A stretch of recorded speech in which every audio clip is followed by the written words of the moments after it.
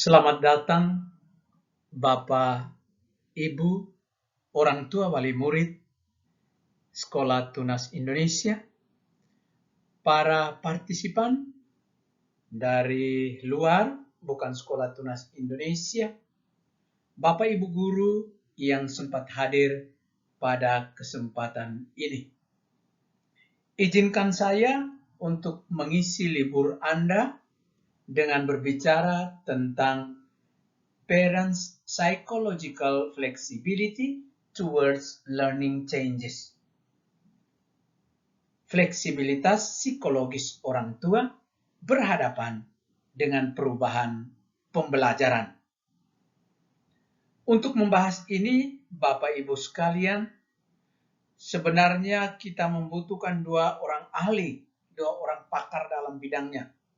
Bidang yang pertama adalah pendidik, orang yang memiliki latar belakang pedagogis, yang mengajar untuk bisa berbicara tentang pengalaman langsung terhadap perubahan-perubahan pembelajaran. Dan yang kedua, seorang psikolog yang memahami tentang bagaimana fleksibilitas psikologis, terutama kelompok orang tua. Tema ini hanya bisa dibahas secara multidisipliner. Seorang psikolog yang memiliki pengalaman langsung dalam pembelajaran atau seorang guru yang memiliki interest dalam bidang psikologi. Saya menempatkan diri sebagai tipe kedua. Saya seorang guru yang memiliki interest mempelajari masalah-masalah psikologis dan saya dapat bagikan di tempat ini. Harapan saya, orang tua yang memiliki background pendidikan psikologi dapat memberikan penekanan melengkapi apa yang saya bahas hari ini. Kita memulai kegiatan kita, Bapak Ibu. Saya menghadirkan 3 gambar. Masing-masing kita diminta untuk memilih. Kira-kira selama pandemi ini, gambar mana yang mengungkapkan, yang menggambarkan realitas yang dominan di rumah kita. Gambar pertama, nomor 1, seorang ibu yang sangat serius. Kebetulan salah seorang anaknya kelihatan berkebutuhan khusus. Tetapi ibu ini kelihatan dengan sabar. Hal ini bisa disaksikan dari putrinya yang selalu tersenyum. Menggambarkan inilah kesungguhan yang dialami oleh sang ibu. Bila ada yang dominan dengan gambar ini silakan. Yang kedua, sebuah keluarga lengkap ayah dan ibu. Berbeda dengan gambar pertama, gambar kedua suasananya gembira. Sangat gembira dan kegembiraan itu ditransfer dalam kegembiraan anak mereka. Gambar yang ketiga, orang tua yang stres. Anaknya mengkopi langsung stres orang tua. Pembelajaran tidak terjadi. Ibu berhadapan dengan buku, nyaris membukanya. Anak berhadapan dengan bolpen, kelihatan juga tidak bisa menulis apa-apa. Silakan Bapak Ibu menulis di chatroom gambar mana yang paling sesuai, yang paling dominan selama 2 tahun pandemi ini. Luar biasa, Bapak Ibu sekalian, kelihatan cukup banyak yang identik dengan gambar 2. Kita bersyukur orang tua kita sudah lebih maju, memahami pandemi ini tidak terlalu berat. Tapi ada juga yang menulis angka 3 dan angka 1. Kita tentu mengalami secara dekat stres ini. Dan itu yang akan kita gambarkan dalam beberapa slide berikut ini. Bapak Ibu, sebelum berbicara tentang fleksibilitas psikologis orang tua, pada bagian pertama ini saya bicara sedikit tentang perubahan kurikulum, perubahan dalam pendidikan, dalam pembelajaran yang terjadi begitu terus-menerus. Kita misalnya baru mulai 5 tahun dengan kurikulum 2013. Pas kita mau mulai, mau masuk, tiba-tiba kita dihadang dengan pandemi COVID.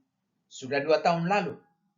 Banyak sekolah yang terpaksa meliburkan hampir 2 bulan karena tidak ada interaksi sama sekali dalam pembelajaran. Mereka melaksanakan kurikulum darurat. Segala sesuatu darurat. 2021 dan 2022 tahun ajaran yang sedang kita lewati ini, ada sekolah yang masih terus darurat, sementara ada sekolah lain yang mulai bangun, mulai berjalan dengan menyusun, dengan menerapkan yang disebut kurikulum prototype. Akan saya jelaskan. Dan 2022 ini, mulai Juli sampai 2024, akan diberikan opsi untuk menerapkan entah kurikulum darurat, kurikulum 2013, atau kurikulum prototype. Ini kita diberikan pilihan yang bisa saja sangat membingungkan. Dan baru 2024 nanti akan diadakan perubahan kurikulum. Jadi ternyata yang terjadi sekarang bukan perubahan, hanya penyesuaian, mungkin istilah halusnya. 2024 kita pikir akan berhenti, ternyata masih akan berlanjut. Bapak Ibu, kita semua pasti pusing, bukan? Kita semua akan sangat bingung, sangat stres dengan keadaan ini, bukan? Izinkan saya sedikit menjelaskan kurikulum prototipe yang sekarang, bukan untuk memberikan pemahaman tentang kurikulum, tapi sedikit menjadi background bahwa perubahan ini bisa jadi membuat kita tambah stres. Kurikulum yang sekarang berlangsung di Indonesia disebut dengan prototipe memiliki 3 karakteristik. Yaitu yang pertama yang disebut dengan materi esensial, fleksibilitas, dan pembelajaran berbasis project-based learning. Esensial, fleksibilitas, pembelajaran berbasis proyek. Pertama, tentang esensial. Apa artinya? Materi esensial artinya kalau dulu sebelum pandemi kita bisa belajar, guru merancang pembelajaran dari Juli sampai Mei. Semua materi akan dirancang supaya bisa terlaksana dengan baik. Tetapi sekarang bahkan kita bisa, kalau bisa melaksanakan setengahnya sudah baik. Karena itu pemerintah sangat mengharapkan supaya kita coba menerapkan hal-hal yang sangat esensial. Kalau dulu kita belajar dari bab 1 sampai 12, mungkin sekarang bab 1 sampai bab 6, hal-hal yang penting. Yang lain memang penting juga sih, iya. Tetapi dalam keadaan seperti ini, kalau kita mau efektif, cukup yang ini saja. Itu yang kita sebut dengan materi esensial. Fungsinya untuk guru itu apa? Supaya guru dapat fokus, mendalami, memperdalam bersama siswa materi yang ada. Bisa berinteraksi dengan baik. Dan juga untuk menghindari supaya guru untuk kejar materi. Dia lebih fokus supaya ada interaksi. Interaksi dalam literasi dan numerasi. Yang kedua, yaitu fleksibilitas. Fleksibilitas artinya Bapak Ibu, kita berusaha untuk lebih fleksibel. Tiap institusi, tiap lembaga, tiap sekolah bisa secara fleksibel menyusun timetable-nya. Sekarang misalnya kita di Tunas lagi melaksanakan pembelajaran tatap muka atau pembelajaran online. Sekolah tetangga kita mungkin melakukan yang lain. Atau bahkan guru sendiri bisa mengaturnya. Atau di sekolah mengatur timetable. Kalau dulu PKN kita belajar dari Mei sampai Juli sampai Mei, sekarang mungkin kita belajar 3 bulan. Tapi ditambah, jadinya 4 jam pelajaran, sehingga semester ini PKN, semester berikut kita sudah belajar yang lain. Kita fleksibel, yang penting akhir tahun tercapai. Hal-hal yang esensial itu tercapai. Hal itu memang Bapak Ibu membantu kita untuk merancang juga jam pelajaran kita. Hal yang berikut, hal yang ketiga, adalah yang kita sebut dengan pembelajaran berbasis proyek. Artinya, dalam kondisi seperti ini, para guru lebih berkolaborasi. Guru mata pelajaran tidak boleh berdiri sendiri. Mereka bekerja sama dengan teman-temannya. Ternyata dalam beberapa hal itu terjadi kesamaan. Guru sains mengajar tentang lingkungan hidup. Guru bahasa Inggris punya tema tentang bagaimana environment, how to keep our environment here. Maka guru bahasa Inggris bisa membahas hal yang sama. Demikian juga guru bahasa Indonesia. Ketiganya bersatu untuk membuat satu proyek. Dalam membuat proyek ini kita berusaha untuk membina karakter-karakter yang penting supaya anak didik kita menjadi orang Indonesia yang baik. Di sini pemerintah telah menetapkan 7 tema utama pembelajaran berbasis proyek tentang bangun jiwa raganya, berekayasa dan berteknologi, bineka tunggal ika, gaya hidup berkelanjutan, kearifan lokal, kewirausahaan, dan suara demokrasi. Ini tema-tema utama yang perlu kita jadikan proyek di masing-masing lembaga pendidikan. Dan ada beberapa hal lagi Bapak Ibu yang menggambarkan kekasan. Di sini misalnya di PAUD lebih ditekankan harusnya dari dulu sampai sekarang bermain. Dan anak-anak di TKI itu memiliki proyek dengan fokus pada perayaan-perayaan hari besar. Kalau di SD, ada nanti penyesuaian di mana tidak adalah IPA dan IPS, tapi hanya IPAS. Ilmu pengetahuan alam dan sosial digabungkan. Lalu ada 2 proyek untuk pelajar Pancasila. Di SMP juga sama. SMA sudah tidak ada jurusan, tapi ada kelompok mata pelajaran wajib. Dan memiliki target 3 proyek. Di SMA, di SMK itu pembelajaran itu meningkat dengan persentase 60-70% itu lebih kepada hal-hal penerapan. Dan di sekolah luar biasa, kalau anak berkebutuhan khusus itu tidak punya hambatan intelektual, dia menerapkan hal yang sama dengan anak-anak di sekolah reguler. Tetapi kalau anak-anak di sekolah luar biasa yang memiliki hambatan bisa fokus kepada hal yang ia butuhkan.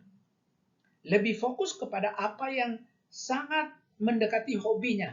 Jadi kita tidak bisa memberikan semuanya kepada anak ini. Sering ini menjadi kesalahan bagi orang tua juga termasuk bagi saya. Kadang-kadang kita semua supaya anak itu tahu semuanya.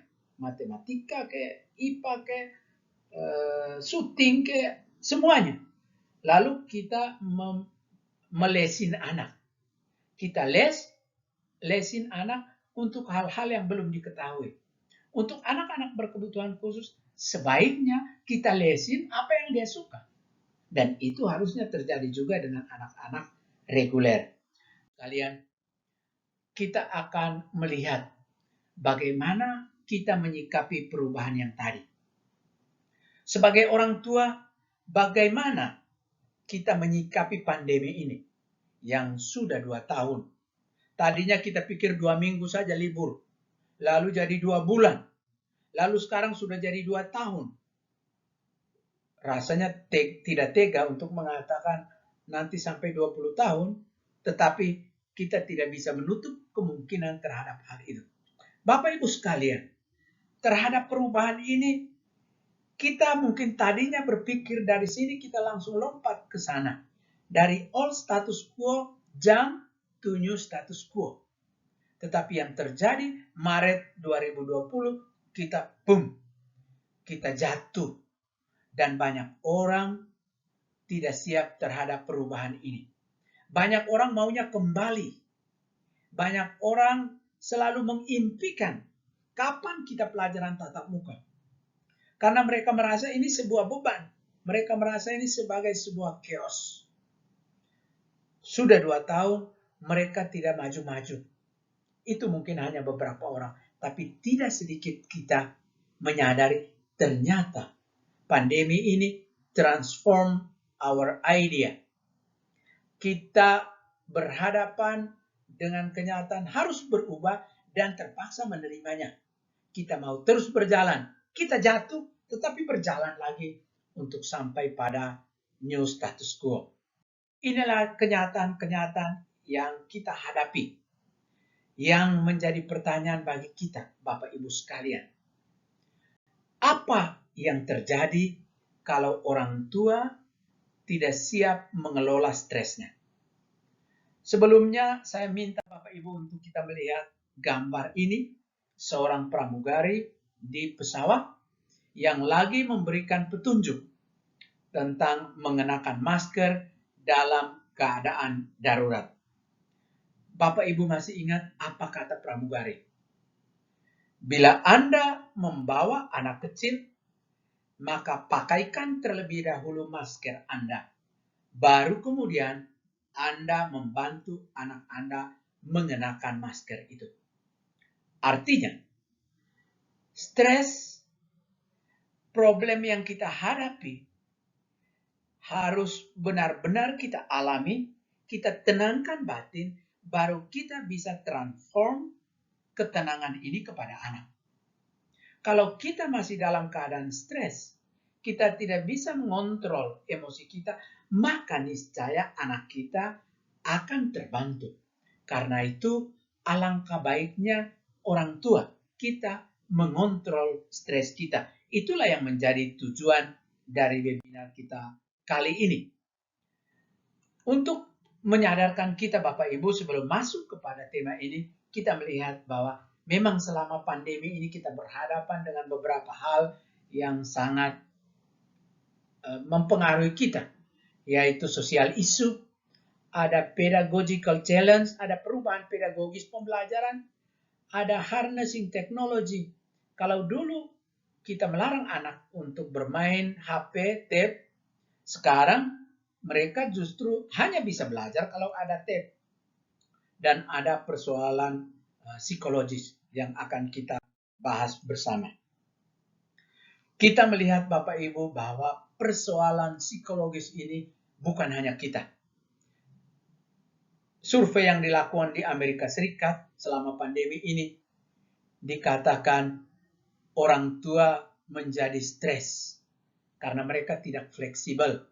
Meningkatnya perselisihan dalam pengasuhan keluarga menyebabkan pengasuhan yang keras, meningkatkan tekanan orang tua dan anak. Ini Amerika Serikat. Ternyata sama dengan kita.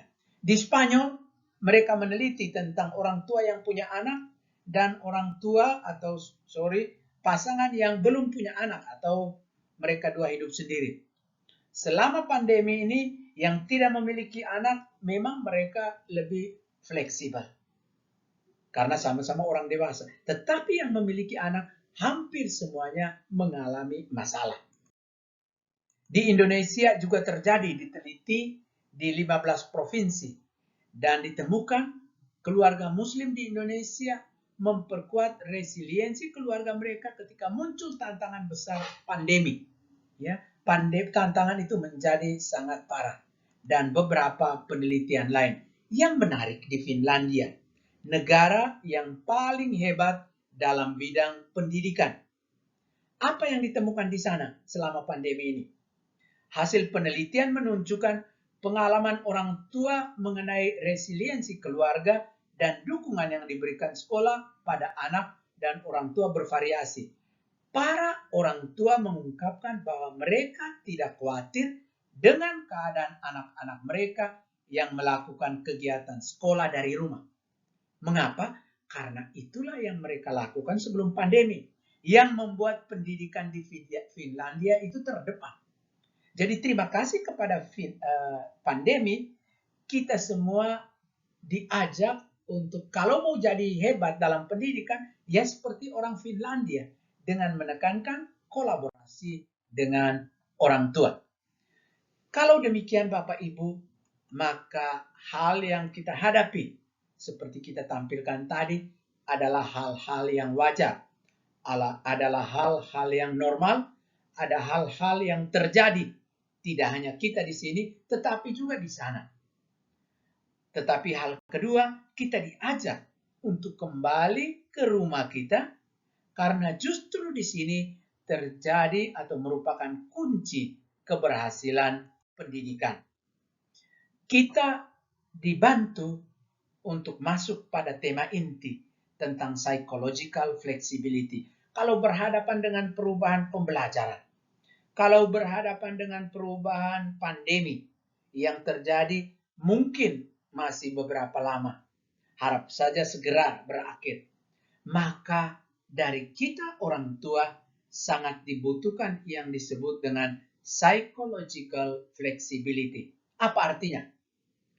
Psychological flexibility artinya contact with present moment. Contact with present moment. Banyak kali terjadi permasalahan dalam keluarga, dalam pendidikan, karena kita terlalu bergantung kepada masa lampau. Kita mengatakan, wah dulu itu kami seperti ini. Ya itu dulu. Dulu tidak ada pandemi seperti kata Bu Magdalena. Sekarang, contact with present moment. Terima kenyataan ini. Atau kalau bukan terima ya sudah. Apa yang terjadi itu satu. Yang kedua, being aware of thoughts and emotion. Menyadari tentang pemikiran kita dan emosi kita. Apa arti ini akan saya jelaskan. Bahwa kita itu seperti papan catur. Papan catur itu di atasnya ada pion-pion yang bisa digerakkan kemana-mana. Tetapi kondisinya yang pertama papan catur harus tenang. Papan catur tidak boleh goncang. Kalau goncang ya catur semua jatuh. Tetapi kalau dengan tenang dia bisa menyusun.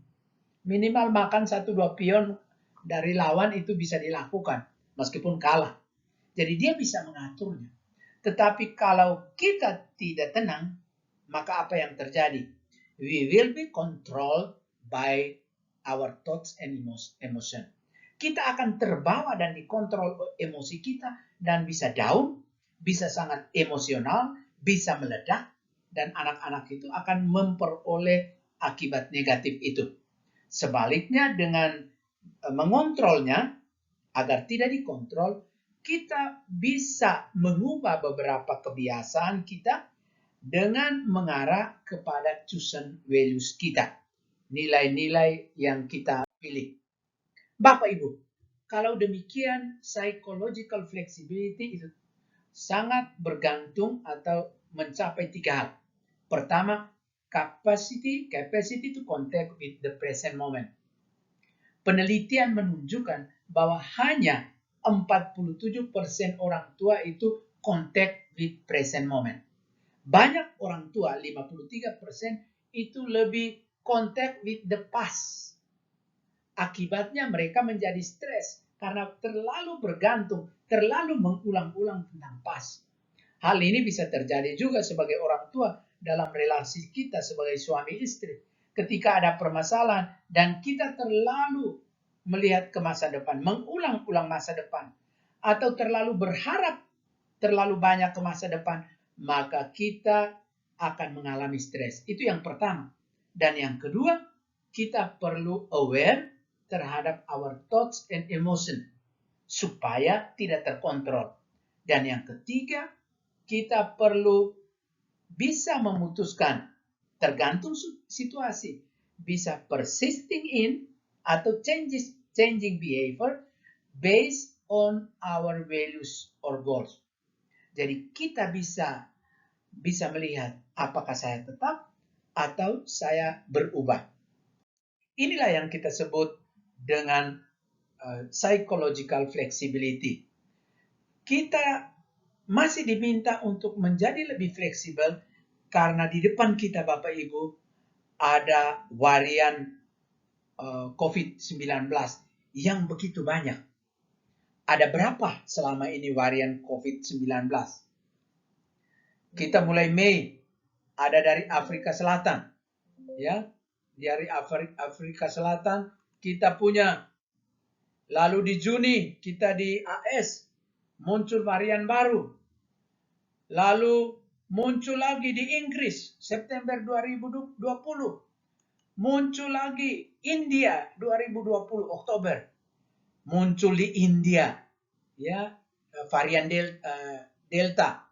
Lalu di Brasil muncul varian lagi. Iota di New York. Inggris dan Nigeria muncul varian baru.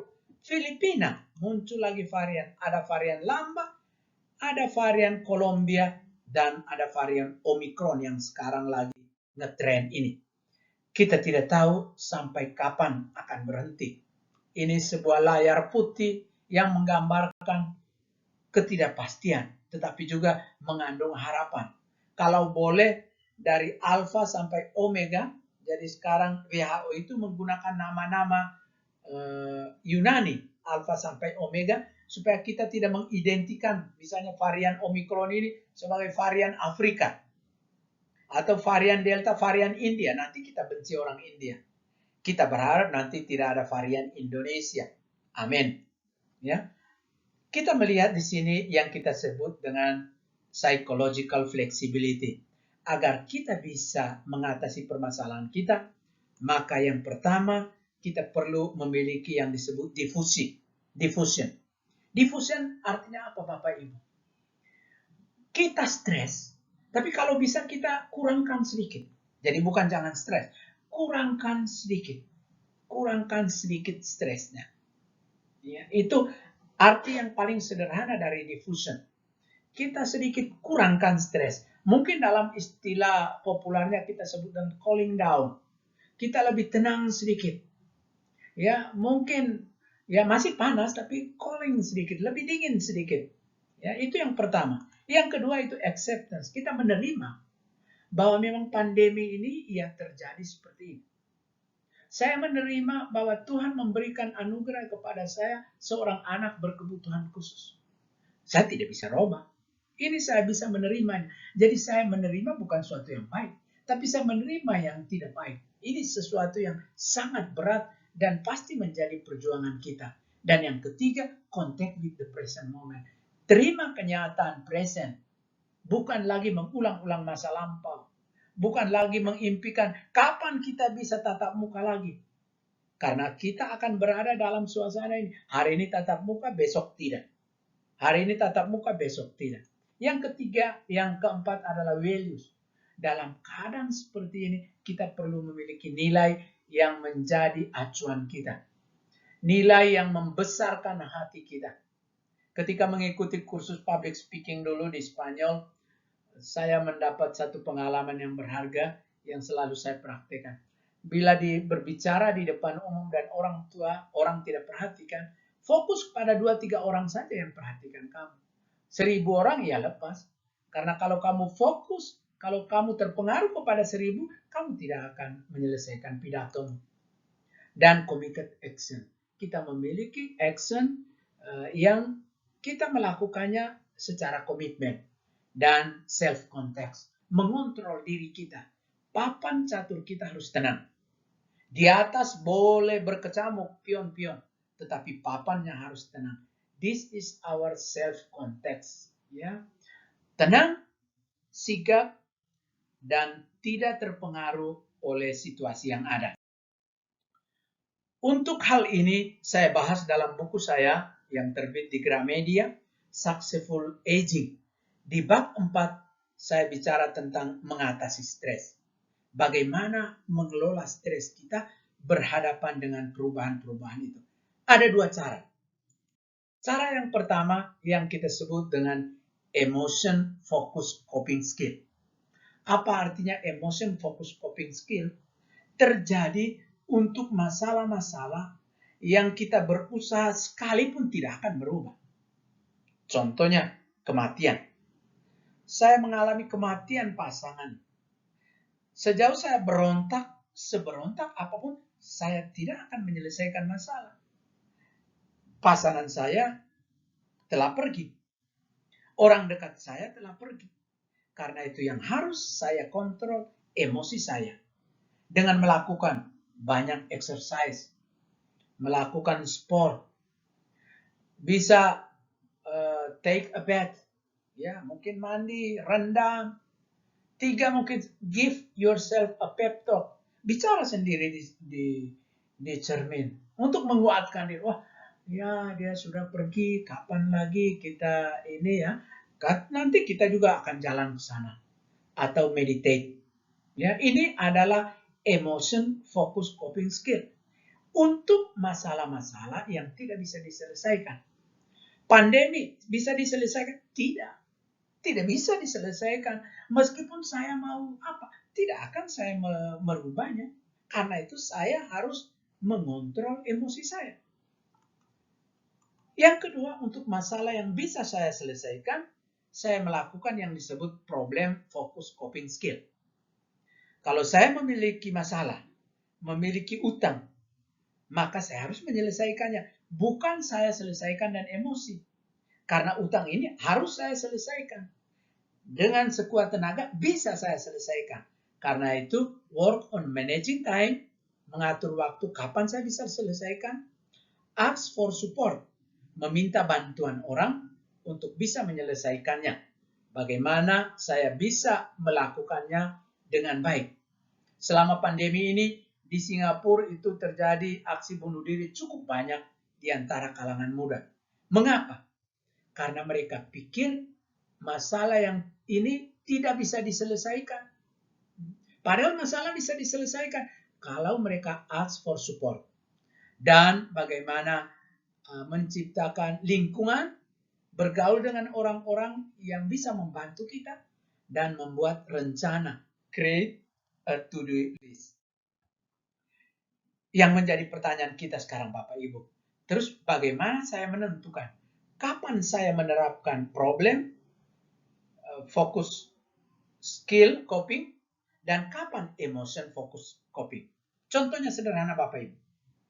Okay, now we have problem. Is there a problem? Yes, we have problem. Sesudah kita punya masalah, let's to ask ourselves, can I change it? Dapatkah saya merubah masalah saya? Di sini kita harus mencarinya. Oh, ternyata masalahnya tidak bisa. Kematian tadi. No, I cannot change the problem. Saya tidak bisa membuat pasangan saya hidup kembali, anak saya hidup kembali yang mengalami kematian karena COVID. Kalau tidak bisa diganti, Bapak Ibu, jangan memaksakan untuk mengganti karena tidak mungkin. Maka kita pakai emotion focus coping skill. Kita mengontrol emosi kita dengan beberapa cara tadi.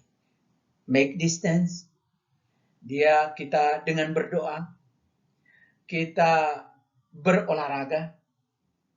Kita mengontrol diri kita. Ini untuk masalah yang tidak bisa diubah. Tetapi kalau bisa diubah, oh masalah ini can I change? Maka pertanyaannya sekarang, is now the good time to work on it? Apakah sekarang time yang terbaik untuk melakukannya? Let's say misalnya tadi kita memiliki utang ya. Maaf mengulangi kata utang.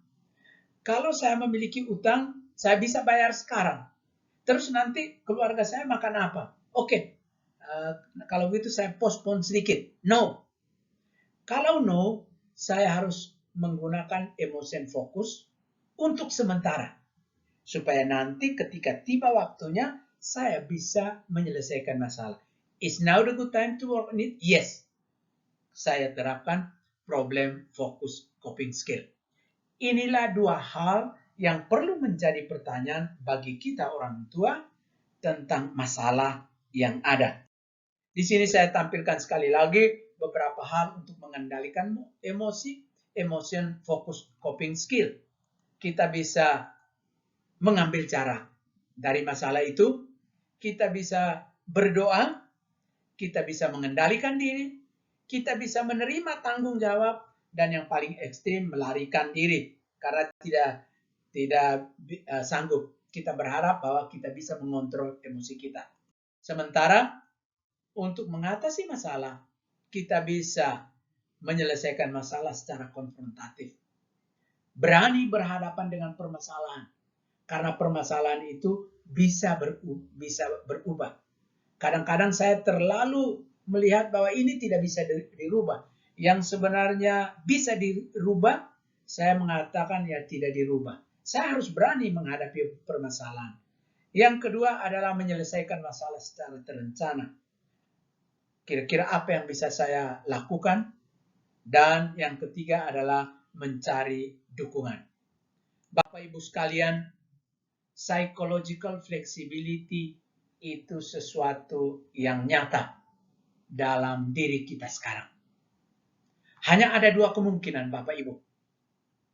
Kalau kita berusaha dan menjadi fleksibel, itu harapan kita, maka quality of life, our quality of life will increasing. Ya, will increasing gradually, akan berubah perlahan-lahan. Tetapi kalau kita tidak melewati, kalau kita sangat kaku dan tidak memiliki flexibility, maka akan yang terjadi disebut psikopatologi. Psikopatologi itu dapat terlihat dari emosi yang meledak-ledak, kontrol kata-kata yang semua kata hewan itu dikeluarkan. Dan kita menjadi stres, kepala pusing, ya, penyakit gula darah kita naik, ya, darah tinggi kita naik. Di situ adalah simptom psikopatologi yang mengantar kita. Karena kita sebenarnya tidak fleksibel. Akarnya ada di dalam diri kita. Akarnya adalah karena papan catur kita tidak tenang. Kita terpengaruh dengan pion-pion yang digerakkan. Saya mengakhiri presentasi saya ini dengan mengambil quote dari Dalai Lama. If it can be solved, there is no need to worry. And if it cannot be solved, worry is no use. Jika tidak dapat diselesaikan, tidak usah cemas. Dan kalau tidak bisa diselesaikan pun, cemas tidak perlu digunakan. Intinya, papan catur itu harus tenang, karena kalau tenang kita bisa mengontrol pion kita. Dan saya sangat tertarik dengan doa dari Reinhold Niebuhr yang diletakkan di ruang guru SD Sekolah Tunas Indonesia. Dulu di bagian bawah, yayasan menaruh di situ sebuah doa yang demikian. Lord, give me the serenity to accept things I cannot change. Tuhan, berikanlah aku ketenangan untuk menerima apa yang tidak bisa saya ubah. Saya harus menerima. Kalau saya tidak bisa ubah, ya saya harus terima. Pandemi, saya harus menerimanya. Courage to change the things I can. Keberanian untuk mengubah apa yang bisa saya ubah. Apa yang bisa saya gantikan. Dan yang terpenting, the wisdom to know the difference. I have to know which one of my problem can be changed. If I can change, I use problem-focused coping skill. But if I cannot change, Lord, give me the serenity to accept.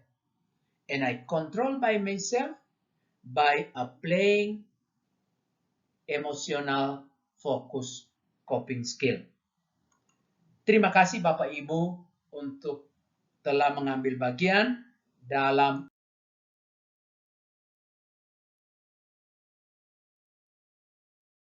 webinar ini. Tema-tema yang saya bicarakan ini tentang pendidikan telah saya tulis dalam buku saya, Pembelajaran Kreatif, Pembelajaran Jarak Jauh, sekarang ini terbit tahun lalu di Grasindo, di Gramedia. Successful Aging yang saya tadi perkenalkan. Buku ini sebenarnya lebih cocok berbicara tentang bagaimana usia senja, usia kalau kita mau berikan hadiah tentang kepada oma opa kita. Tetapi tentang stres yang saya bahas tadi itu berlaku untuk umum. Dan saya menulis buku dengan terinspirasi dari pendidikan di Finlandia, Creative Teaching, mengajar mengikuti otak, diterbitkan di Gramedia Widya Sarana, dan juga buku menjadi guru hebat zaman now. Bapak Ibu, di sini alamat kontak saya. Bila ada pertanyaan, bisa saya jawab secara langsung. Tetapi kalau sesudah pertemuan ini, Bapak Ibu merasa ada hal-hal yang perlu dikonfirmasi, feel free to contact me. Ya. Kita bisa sharing bersama tentang pembelajaran, tetapi terutama juga tentang fleksibilitas kita. Fleksibilitas psikologis kita berhadapan dengan masalah-masalah yang ada dengan dua kunci. Can I change the problem? I use problem focus coping. When I cannot change the problem, I control myself by applying emotional focus coping skill. Terima kasih Bapak Ibu, terima kasih atas perhatian, sekian dan terima kasih.